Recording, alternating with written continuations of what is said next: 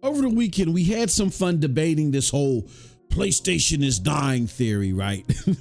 However, I think in the midst of this debate, Phil Spencer, head of Microsoft Gaming, came out in a couple of interviews and said some things that pretty much underscore our main thesis during that debate.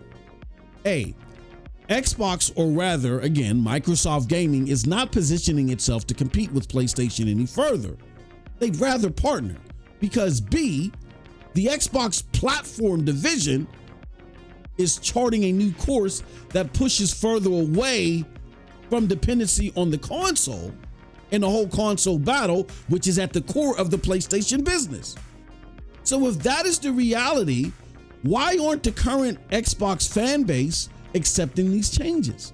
And does this new change of course for the Xbox platform mean that Xbox as a platform itself is the one that's actually dead?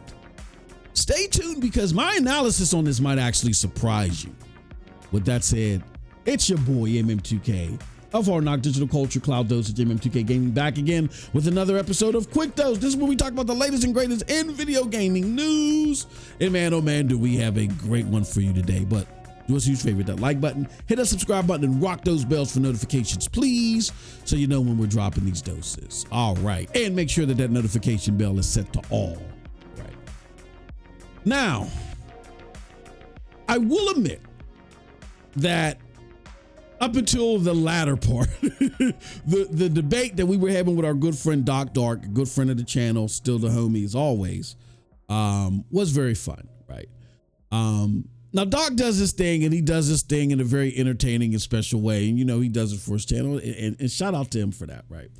Like I said, we on this channel, we focus on the business. 99% of everything that we say is related to the business. We always bring it to the business, as we've shown over the weekend. And we do that because we want people to be informed, not just for Xbox versus PlayStation, but as gaming consumers. When these companies like Xbox and PlayStation pull their shenanigans, we want you to know how to fight back. You don't know how to fight back when you don't know at the main low-line business level why decisions are made. You know what I mean? So again, great debate, had fun doing it with Doc, even though I will say it was one part's fun, one part's like agitating because of some of the things that people that were watching us on the periphery were saying. And secondly, it was two parts concerning because, again, our channel is here to educate and inform people so we collectively as gamers, regardless of what your preference is, when any of these companies try their shenanigans, we're able to fight back. And I was equally concerned because the amount of ignorance that I saw from those that were watching this debate was alarming. My suggestion is if you're on the remnants of watching this debate and you're watching this video after that, or you may skim over this channel, you need to stay here. You need to put a lot of time and attention and thought process here so you can get informed, because the state of gaming will not get better. This is far above Xbox to PlayStation. The state of gaming will not get better if you're ignorant, again, to why these decisions are made. All right. But with that said, after we had Phil Spencer come out Friday and essentially damper any sane hopes of continuing this console war or this rhetoric behind a console war between Xbox and PlayStation, the questions again arise. Well, if there's not a console war, if Xbox isn't in an active console war between PlayStation and who are they competing against? Because in these interviews, Phil said he wants their hardware to be the best. That's a competitive notion. So if that competitive notion isn't towards PlayStation, who is it towards? And is Xbox or Microsoft Gaming making the right decision in this regard? And if not, does it mean that they're the ones that are dying or dead? And when I say they, I mean the Xbox platform, not Microsoft Gaming. Is Microsoft Gaming making decisions for the Xbox platform that means that the Xbox platform and that division that covers the platform, are they dead? All right. So in order for us to break this down, we have to understand the business, right? So, in order to understand the business, you got to understand who's running the business and how the business is structured. This right here, my friends, is an org chart of how the current business is structured. And if you look at the top, you'll see Phil Spencer. He's the CEO of Microsoft Gaming. He's not the CEO of Xbox. He's the CEO of Microsoft Gaming. Xbox, as we know it, which is a platform, is derivative of Microsoft Gaming now. That's how the business line is structured. You will hear these other elements outside of what Xbox is, and Sarah Bond controls all things Xbox, the business Xbox. She controls that. But you will hear Phil Spencer and others talk about other elements that are Xbox that are outside of her realm. Like you'll hear Xbox publishing, Xbox games development. You'll hear even Phil talk about the greater Microsoft gaming business as Xbox. We'll explain what that is. But when you look at the actual business of how it's ran without all the taglines or the avatars or the I forgot what you call them, the aliases, without all the aliases, this is what you actually have when you go behind the veil. Everything is reporting up to Microsoft Gaming. All of the gaming efforts are now Microsoft Gaming, headed by Phil. Matt Booty is the president of Contents and Services, which is a separate entity within Microsoft Gaming from Xbox, the platform. Okay? It's important that we understand that, because now let's go here. I put out this tweet that said, the console war is effectively over and PlayStation is the victor. Now, when I say console war, what am I talking about? I'm talking about when this division from Sarah Bond, which is Xbox, its competition with SIE's division, PlayStation, in their console. That battle, that traditional battle, is over. And what's happened is this has a lesser priority at the moment. They've spliced the software part away from this, and Sarah's just ahead of like hardware and services and things like that. And Matt Booty is in charge of all the gaming content. So now that the gaming content is no longer codependent to the hardware, right? Now that that's been spliced away from each other, the content goes everywhere.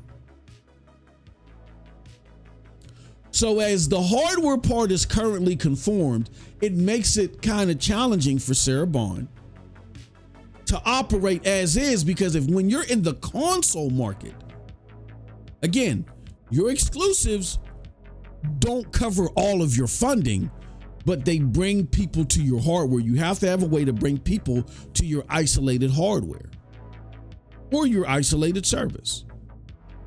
When you don't have exclusives, which has been the most successful way to do that over the course of platform competition, it's challenging, right? So you have to pivot and change this business in a different way to where it's not competing with what PlayStation is doing, which still is dependent upon it having exclusive content that drives you to its console. Its sole business is reliant upon the console, even though they're doing different things, putting games on PC and finagling around with the IP and partnering with Lego and doing certain things. Even though they're doing these things on the periphery, the core business of PlayStation is dependent upon the console, where Microsoft is trying to pivot from that, right? So that's the point I was trying to make, is that this battle right here, Microsoft is bowing out. They're like, hey, look, as Phil Spencer said during the funny podcast, the kind of funny podcast, I know you tried to pivot from it a little bit, but essentially their actions show it. Microsoft is bowing away from the console battle, right? So, because that is the case, that's why I put that out here. And I wanted to explain to people that are ignorant to this, and I don't understand how you're ignorant to it if you're following Xbox, because I'm seeing people talk about there's an IP war now. Like, come on, stop. I said, as far as the IP war, that's a concern for third-party publishers. So, I mean, okay, if you want to start this new IP war, then that's a war that you're having with Square Enix, Ubisoft, EA, right? You can have that war if you truly believe in the Xbox games and you think that their games are better. Then when you look at their games and services division and you want to count the money or see who's doing better, who has the better overall Metacritic? Like, I can see those are elements that you want to have. Now is like, our Metacritic for our third-party games are better than the Metacritic for your third-party game. You know, you could do that, but that battle doesn't include Sony, because Sony is not structured or operating as a third-party vendor that's putting its games on every single piece of hardware possible and doing it day and date. That's what third-party publishers do. Okay, so I just tried to simply explain that. Shout out to my homie Watchman's Collective. He didn't like that. He says cap, smart cap, next level cap, even but cap. Why you have the console war winner depending on the other platform holder games like Call of Duty, while PS5 struggles to grow its own games? And look, I got a video coming out because this is rhetoric that I was addressing over the weekend too, that the PlayStation games are struggling. When you don't follow the market and you don't pay attention to the business, this is rhetoric, misinformed rhetoric that you'll fall for. We actually have quotes, which I'll show you in my video, from business analysts that are looking at the thing that Sony is struggling with at the time, which is their margins, saying, hey, look, we don't understand why their profit margins are low. We can make some guesses, but their profit margins are low. Meanwhile, their games margins are higher than what they used to be. They're selling more digital games and increasing the margins there more so than they ever have. So we don't understand it. I'll show you actual quotes of that. So again, you got to be wise. Even if Xbox is your favorite platform, you still got to be wise to those that spread misinformed rhetoric. And again, regardless, Call of Duty is a game from a third-party publisher. That's part of PlayStation's business. The more the merrier as far as they're concerned, right? So in response to this, I say this. I said this to him. I said, the console war is driven by performance. Xbox sacrificed console performance by removing games from platform dependence. Know the new org chart. COD does not belong to the Xbox platform, Sarah Bond. It belongs to third-party games and content and studios, Matt Booty, which belongs to the streets. I had to throw that little bit in there, right? And again, look at the org chart. It's Microsoft Gaming, game content and studios. And Sarah Bond is the president of Xbox, but again, the games and content are independent of her. They're going to do, the games and content are going to do what they do, regardless of the needs that they may have on the gaming or on the platform side. And I'm going to explain that because people look at that and they're like, well, that means that Xbox is dead. And I don't know about that. I'm going to explain that in a little bit. So to further submit my points, I say this is why most of you are running with the Xbox games on PlayStation, making a dominant force in the console war theme. Y'all don't understand how their business was structured. The business alignment is Microsoft Gaming. Gaming content and Xbox platform are separate now.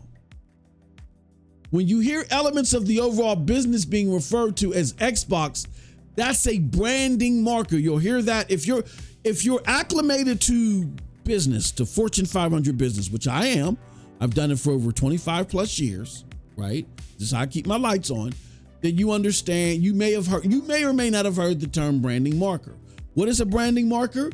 It's a way to retain branding recognition or brand recognition with consumers while going through a brand evolution. However, the Xbox platform has no ownership over content and studios, including Xbox publishing. So what am I saying? Well, Xbox right now, and you definitely should have heard this term if you're attuned to the business. Brand evolution means, hey, we've changed our brand. How was the brand changed? All this used to be under purely Xbox. And it used to be, Phil Spencer used to be in charge of Xbox, which was codependent on the software and the hardware together. Now it's Microsoft Gaming, meaning we've spliced out the codependency that the hardware has on the software. The hardware is going to do its own thing, and the software is going to do its own thing. And we're calling these efforts in gaming together by Microsoft Gaming. That's different. So because they're going through a rebranding, they don't want to completely confuse a lot of you. So they still refer to things as Xbox. That's what we call a branding marker. When you still mark something with a familiar title while you're going through a branding transition. Microsoft Gaming is the branding transition. They're going away from the traditional console hard set. They're leaning on Game Pass and cloud. They're doing a lot of non-traditional console things that PlayStation still relies on, but they still refer to it as Xbox because they want you to understand this is part of Microsoft's gaming, efforts. Once they do all their transitioning, all their games are day and date in the cloud, they do whatever they're going to do with their hardware, then I think you're going to see the Microsoft Gaming moniker a lot more, and you're only going to see Xbox as it refers to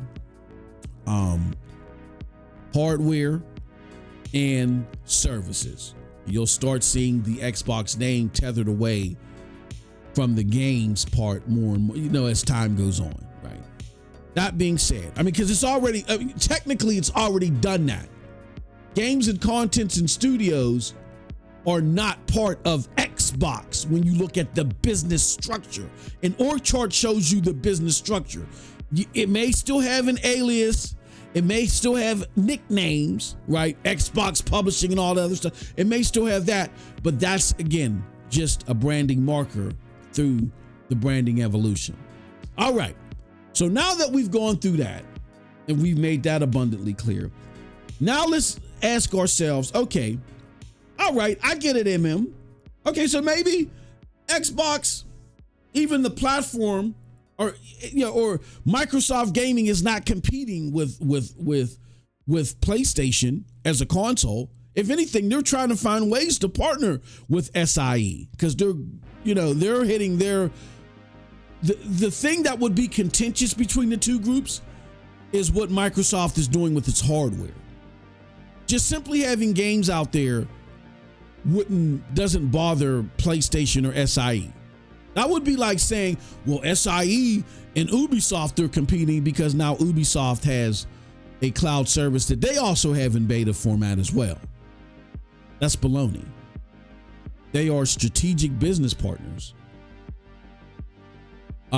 Despite Ubisoft having a cloud service out there, and because PlayStation has a cloud service out there, their cloud service is not their main business.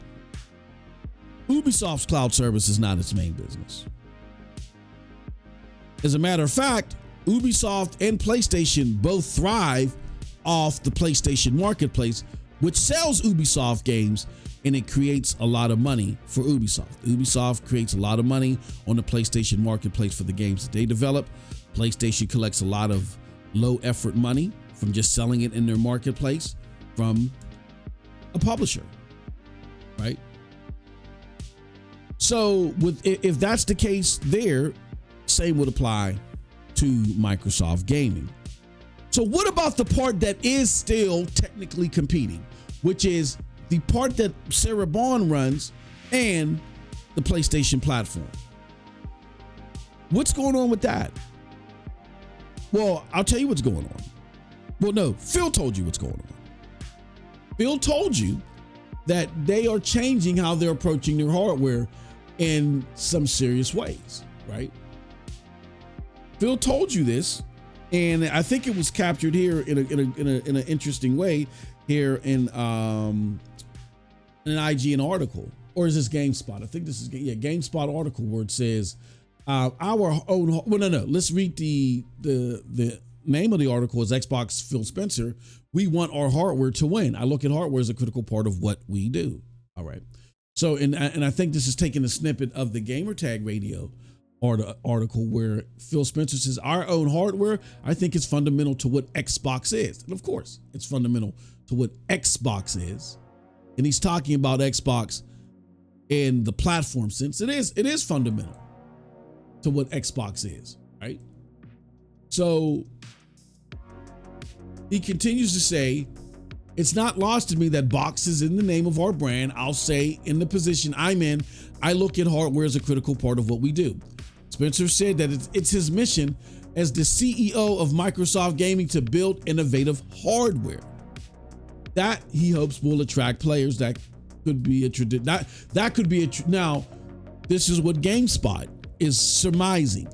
That could be a traditional console that plays on the TV or handheld device or in other places via Xbox.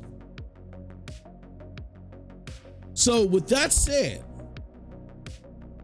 what is it likely off of what we know that Xbox is going to do? And are they dead for doing it? Is this a stupid move and are they dead for doing it? I'm going to address the second question. Are they dead for doing it? I'm going to say no. Now, do I believe Microsoft Gaming is dead? Absolutely not. Microsoft Gaming, because of the content and services, they're going to be more than fine.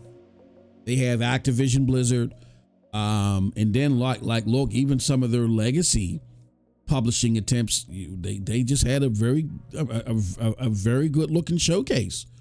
So even outside of Activision Blizzard, like South of Midnight was interesting to a lot of people. What they're doing with Ninja Gaiden looks interesting to a lot of people.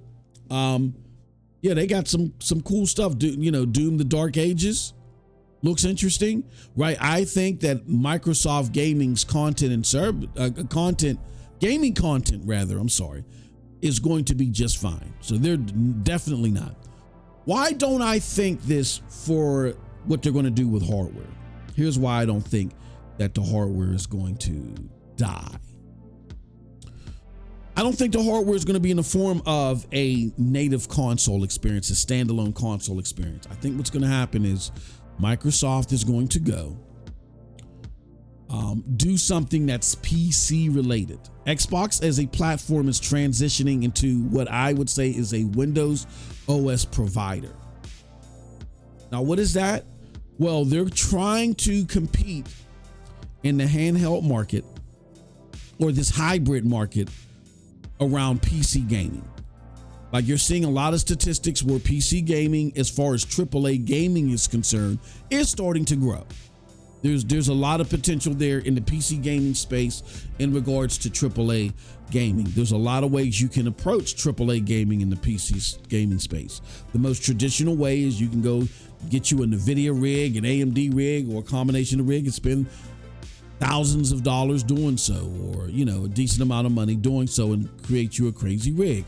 Another way you can approach PC gaming is, my favorite way of approaching PC gaming is through NVIDIA GeForce Now Ultimate. That gives you top tier 1% gaming on the cloud on a browser. You know what I'm saying? That it's sick. Cyberpunk 2077 in overdrive mode is sick, and I can play it on a browser, or I can play it, through the cloud where I can't even play that mode on a console, right? So Microsoft is looking at, hey, maybe we've tripped up on the native console front, but maybe if we just simply clean up our Windows gaming services and our Windows gaming stores and slap some comprehensive gaming UIs and stuff around that, we can now influence this ever-growing handheld or hybrid market where with like the Asus ROG and the Steam Deck and the Lenovo device or whatever. That's a market that's seeing some growth, right? And they feel like that if they can get ahead of that, where they can start pushing their OS and make it more gamer friendly and make their stores more gamer friendly, that's their claim to fame. And I think that that's a very interesting market to be in. I think it's a competition that Microsoft as a company as whole is more suited to do, because look, in order for them to stay in the console market and become competitive against PlayStation, they would have to go back to square one, which they did with the 360 era and the Xbox OG era, and do a lot of loss leading. And they don't have an appetite for that anymore. Like, they're trying to loss lead with Game Pass, you know, in hopes that it'll catch fire, and maybe it will, but that's still not a guarantee.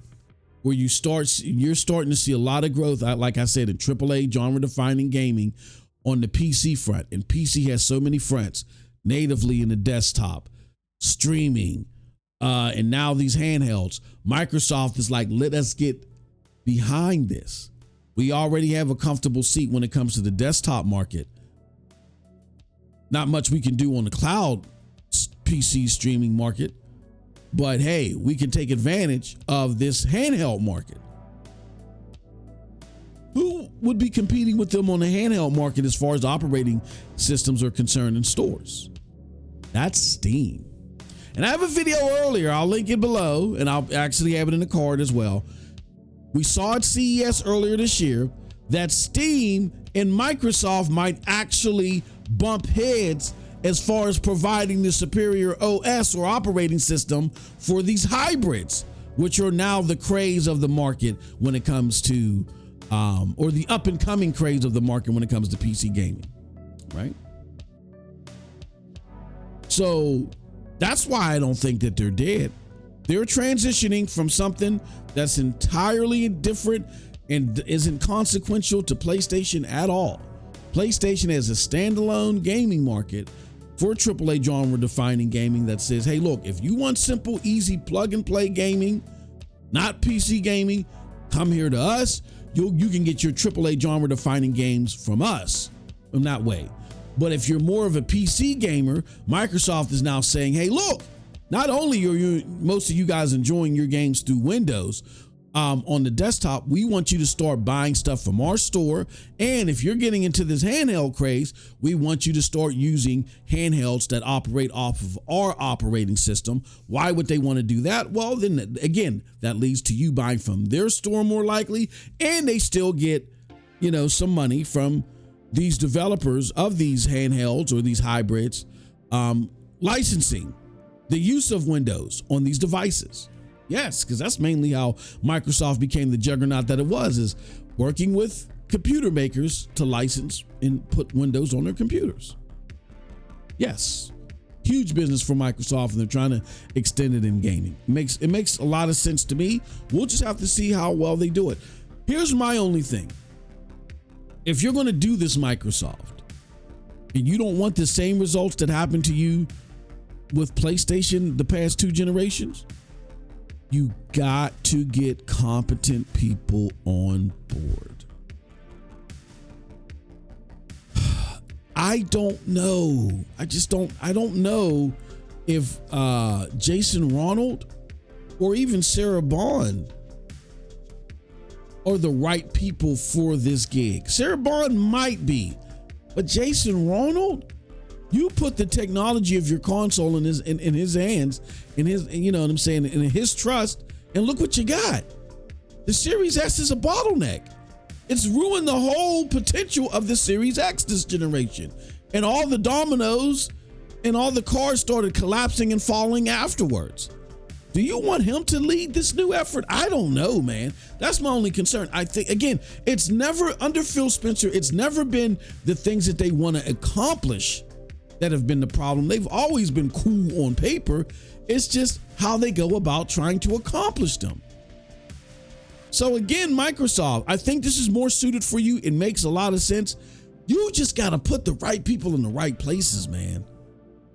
There's no point of doing this if you're going to run into the same trial of bad luck that you did on the console scene. So those are my thoughts. In conclusion, I don't think they're in trouble at all. I think this only makes sense. If you're not going to loss lead and go through what you need to do in order to compete in the console space, which you will bleed a lot of cash in order to do that. Then this only makes sense. Structure your business to be more about what Microsoft does as a whole. But again, my argument is just make sure that the competent people are there. With that said, I appreciate everybody. Thank you for checking out this video. Let me know what you think about all this in the comment section below. Do you think Microsoft will be successful in its new pivot towards like more PC-esque gaming for its hardware and pushing the operating system more with Steam, when it comes to these hybrid handhelds, right? Let me know what you think about all this in the comment section below. Like I always say, here's what I think, but if you did like what I had to say, check out the links below to follow me. Again, they will lead you to Hard Knock Digital Culture, Cloud Dosage, and MM2K Gaming. With that said, peace. Have a wonderful gaming day.